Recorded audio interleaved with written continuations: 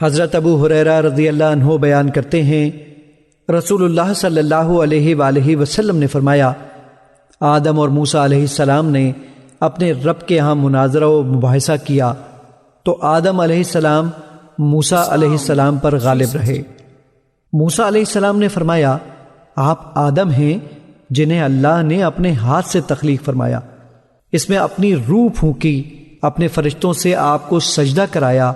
آپ کو اپنی جنت میں بسایا، پھر آپ نے اپنی خطا سے لوگوں کو زمین پر اتارا۔ آدم علیہ السلام نے فرمایا، آپ موسیٰ علیہ السلام ہیں جنہیں اللہ نے اپنی رسالت اور اپنے کلام کے لیے منتخب فرمایا، آپ کو تختیاں عطا کی جن میں ہر چیز کا بیان ہے، آپ کو کسی واسطے کے بغیر سرگوشی کا شرف بخشا۔ آپ کے خیال میں میری تخلیق سے کتنا عرصہ قبل اللہ تعالیٰ نے تورات لکھی ہوگی؟ موسیٰ علیہ السلام نے فرمایا 40 برس۔ آدم علیہ السلام نے فرمایا، کیا آپ نے اس میں یہ چیز بھی پائی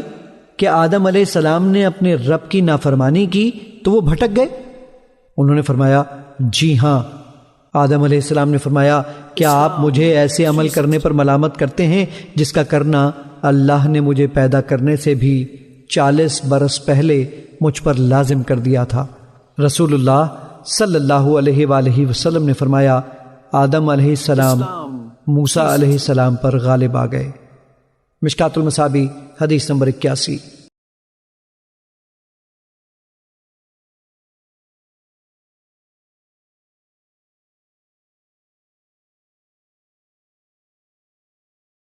ابن مسعود رضی اللہ عنہ بیان کرتے ہیں، رسول اللہ صلی اللہ علیہ وآلہ وسلم جو کہ صادق و مصدوق ہیں، فرمایا، تم میں سے ہر ایک کی تخلیق اس کی ماں کے پیٹ میں اس طرح مکمل کی جاتی ہے کہ وہ 40 روز تک نطفہ رہتا ہے، پھر اتنی مدت جمع ہوا خون رہتا ہے، پھر اتنی ہی مدت گوشت کا لوتھڑا رہتا ہے، پھر اللہ 4 باتیں لکھنے کے لیے اس کی طرف ایک فرشتہ بھیجتا ہے، پس وہ اس کا عمل، اس کی عمر، اس کا رزق اور اس کا بدنصیب یا سعادت مند ہونا لکھتا ہے،